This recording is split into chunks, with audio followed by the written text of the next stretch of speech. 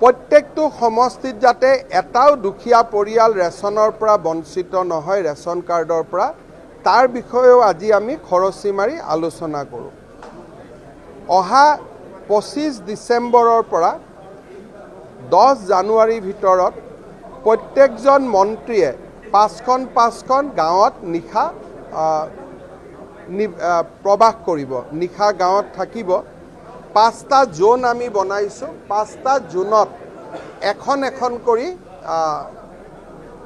এটা জোনত এখন গাঁৱত এজন মন্ত্ৰী থাকিব। তাৰমানে সকলো মন্ত্ৰীয়ে বৰাক ভেলী আৰু পাহাৰীয়া জিলাত যাব, সকলো মন্ত্ৰীয়ে উজনিত যাব, সকলো মন্ত্ৰীয়ে উত্তৰ অসমত যাব, সকলো মন্ত্ৰীয়ে নামনি অসমত যাব, সকলো মন্ত্ৰীয়ে বিটিআৰত যাব।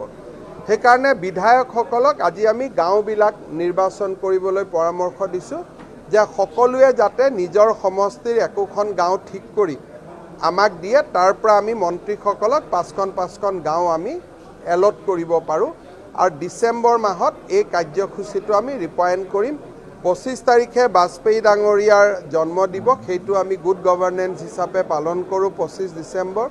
25 ডিচেম্বৰৰ পৰা 10 জানুৱাৰী 15 দিনৰ আমি 5 দিন গাঁৱত ৰাতি থাকিম। আৰু MLA সকলকো তেনেকৈ আমি গাঁৱত ৰাতি থাকিবৰ কাৰণে কৈছোঁ। উদ্দেশ্যটো এটাই, ৰাতি ভাল পৰিৱেশত কথা পাতি, কোনোবা বিধৱা মানুহ অৰুণোদয়ৰ পৰা বাদ পৰি গ'ল নেকি, কোনোবা মানুহ বসুন্ধৰাৰ পৰা বাদ পৰি গ'ল নেকি, কোনোবা মানুহে ৰেচন কাৰ্ড নাপালে নেকি, এই ধৰণৰ কথা বতৰাবোৰ গাঁৱৰ মানুহৰ লগত আলোচনা কৰিব।